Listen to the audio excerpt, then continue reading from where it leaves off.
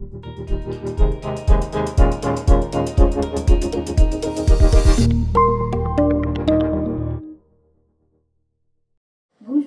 je suis Aline Reis de Carvalho, en direct du congrès de l'AST à Dunkerque, où je suis venue présenter ma thèse intitulée Suivi spatio-temporel de la pollution des microplastiques dans la Garonne, le potentiel transfert d'un réseau trophique.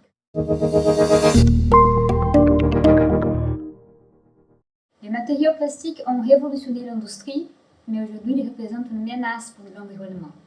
On trouve des déchets de plastique partout, du sommet d'une montagne isolée jusqu'au fond des océans. Cependant, la plupart de ce qui arrive dans les océans provient de l'eau douce. Et pendant tous les chemins, les plastiques se fragmentent et on arrive aux microplastiques, c'est-à-dire les petits morceaux de plastique.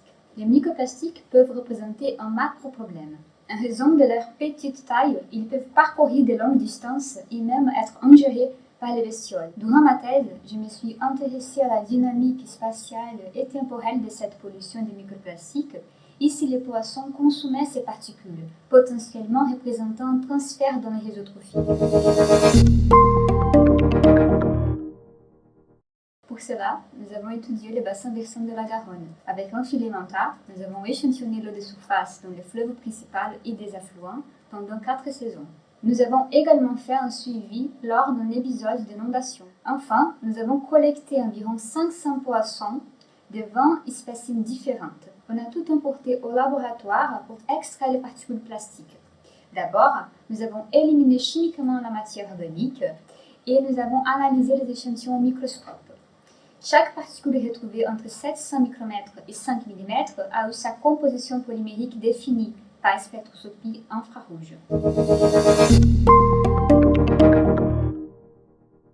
Comme résultat, nous avons remarqué une forte variabilité de la concentration des microplastiques dans l'eau, à la fois dans l'espace et dans le temps. La variabilité spatiale a été entraînée par l'urbanisation, c'est-à-dire plus de cours d'eau étaient urbanisés, plus de particules ont été retrouvées dans l'eau. Le suivi temporel a démontré qu'en juillet, la concentration était plus élevée, entraînée cette fois par les débits des rivières.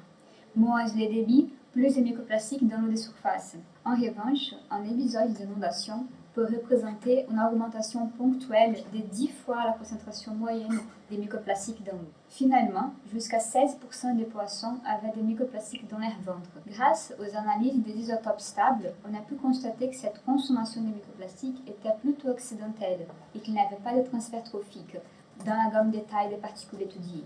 Avec ces informations, des stratégies d'atténuation et de gestion pourront être élaborées, ainsi que des mesures de réglementation pour l'usage de ces matériaux. Alors, si tout cela vous a intéressé, n'hésitez pas à visiter les publications issues de mes travaux de thèse tout au long de ces 3 années.